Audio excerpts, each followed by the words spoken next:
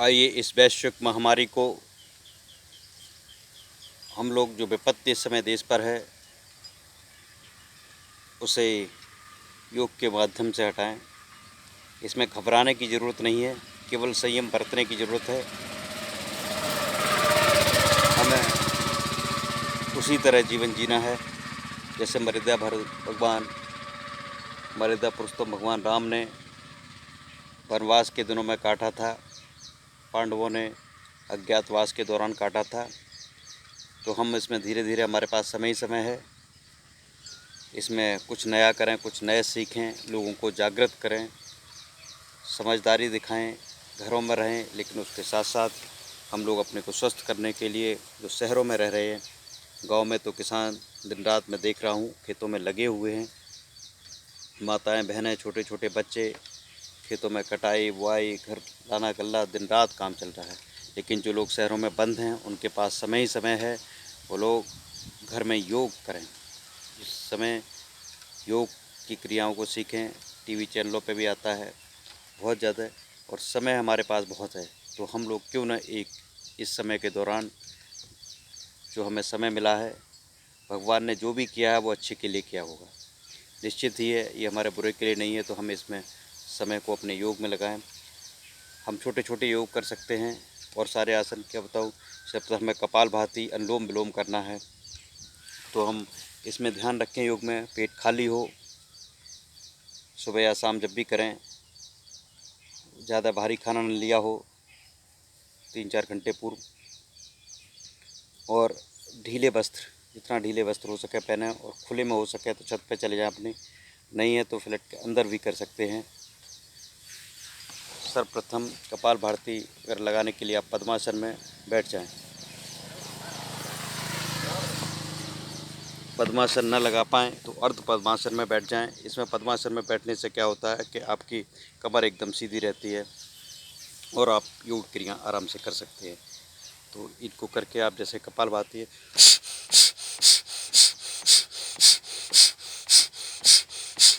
जब आप ध्यान मुद्रा में बैठ जाएंगे, ज्ञान मुद्रा में बैठ जाएंगे, पेट को स्ट्रोक मारा, पेट अंदर सांस बाहर, सांस अंदर पेट बाहर की तरफ, ये क्रिया धीरे धीरे 30-40 से बढ़ा के 300-400 कर सकते हैं।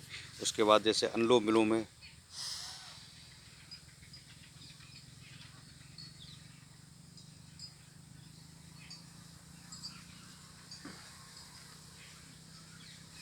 दाएं नासिका छिद्र से सांस को भरें, बाएं से भरा आपने, और उतनी देर भरेंगे, उतनी ही देर रोकेंगे और उतनी ही देर में छोड़ेंगे। तो हम बाएं से भरा, रोका, फिर दाएं से छोड़ दिया, दाएं से भरा, हमने रोका और बाएं से छोड़ दिया। गले पर पूरी ताकत लगाए तो सांस भरेंगे,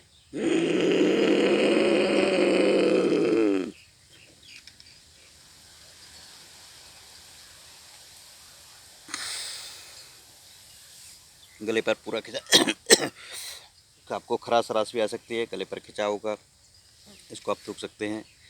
छोटी छोटी क्रियाओं को करने से राम निकल ने आँख का नोक दबाया, सांस भर के और भमरे की गुंजन की तरह सांस को छोड़ेंगे।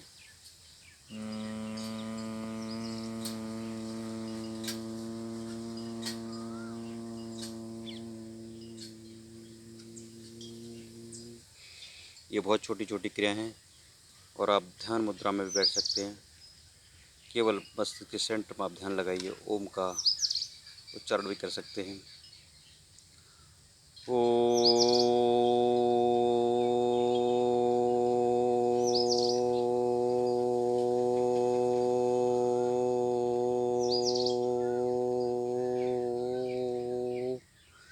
ये छोटी छोटी क्रियाएं घर बैठे, और सारे आसन हैं, कई सारे आसन भी लगाएं, जैसे आप पद्मासन। और अगर आपने खाना खा लिया है, खाना खाने के बाद केवल एक ही आसन है, जब आप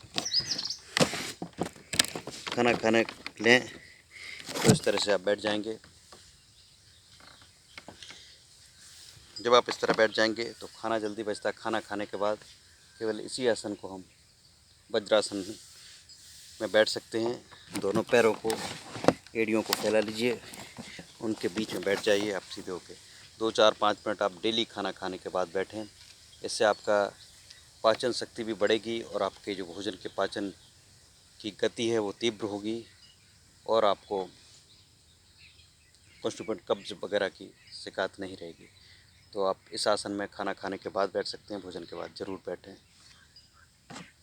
इन छोटी छोटी क्रियाओं को हम घर पर कर सकते हैं।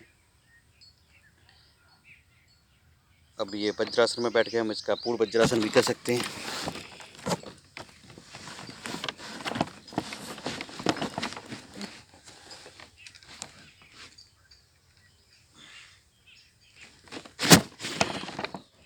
बहुत सारी क्रियाएं छोटी छोटी करें, लेकिन मैं आपको समय कम है, समय बताता मैं छोटे छोटे आसन आप ये सब कर लेते हैं। कोई मैं नया नहीं बता रहा हूँ, ये आप लोग सब जानते हैं और करते भी हैं।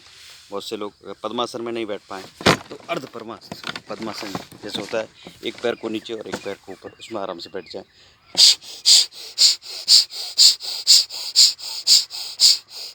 शुरू कर दें। धन्यवाद। इस बीमारी से डरें नहीं, इसका डटकर मुकाबला करें।